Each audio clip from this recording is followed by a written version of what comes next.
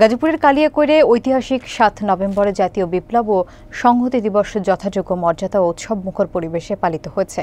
Bypass new মার্কেটের সামনে থেকে কেন্দ্রীয় বিএনপির শ্রম বিষয়ক সহ সম্পাদক এবং গাজীপুর ১ আসনের সংসদ সদস্য পদপ্রার্থী মোহাম্মদ হুমায়ুন কবির খানের নেতৃত্বে র্যালি বের হয়। র্যালিটি ঢাকা-টাঙ্গাইল মহাসড়কের বিভিন্ন স্থান প্রদক্ষিণ করে কালিয়াকৈরে বাসস্ট্যান্ড এলাকায় গিয়ে এক আলোচনা সভায় মিলিত হয়। উপস্থিত ছিলেন উপজেলা বিএনপির সাবেক সভাপতি বীর মুক্তিযোদ্ধা আব্দুল লতিফ সহ জেলা এবং উপজেলা পর্যায়ের বিপুল সংখ্যক নেতাকর্মী। বিস্তারিত দেখুন তুষার আহমেদের প্রতিবেদনে। কালিয়াকৈরে ৭ নভেম্বর জাতীয় বিপ্লব ও সংহতি দিবস উপলক্ষে কেন্দ্রীয় বিএনপির উদ্যোগে বর্ণাঢ্য র্যালি আলোচনা সভা অনুষ্ঠিত হয়। র্যালিতে উপজেলা ও পৌর এলাকার বিএনপি যুবদল, স্বেচ্ছাসেবক দল, শ্রমিক দল সহ অঙ্গ এবং সহযোগী সংগঠনের শত শত নেতাকর্মী অংশগ্রহণ করে।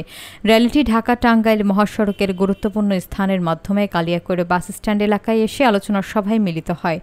সভায় উপজেলা বিএনপির সাবেক সভাপতি বীর মুক্তিযোদ্ধা আব্দুল লতিফ সভাপতিত্ব করেন।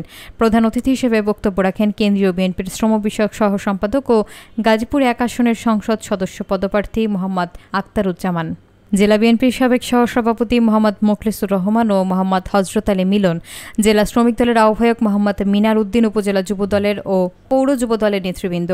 তারা বলেন, ৭ নভেম্বর জাতীয় বিপ্লব ও সংহতি দিবস বাংলাদেশের গণতন্ত্র পুনঃপ্রতিষ্ঠা এবং জাতীয় ঐক্যের ইতিহাসে গুরুত্বপূর্ণ দিন।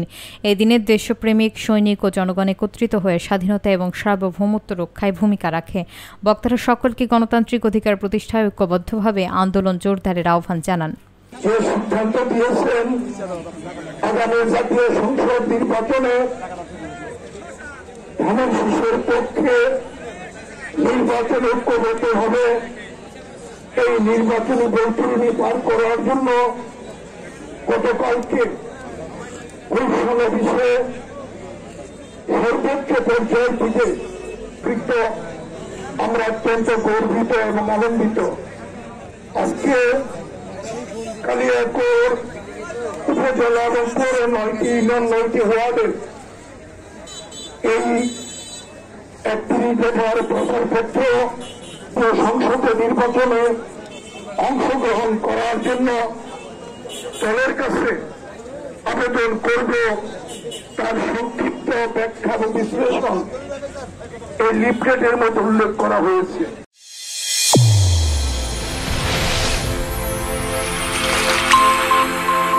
চ্যানেল A1 হৃদয়ের স্পন্দন।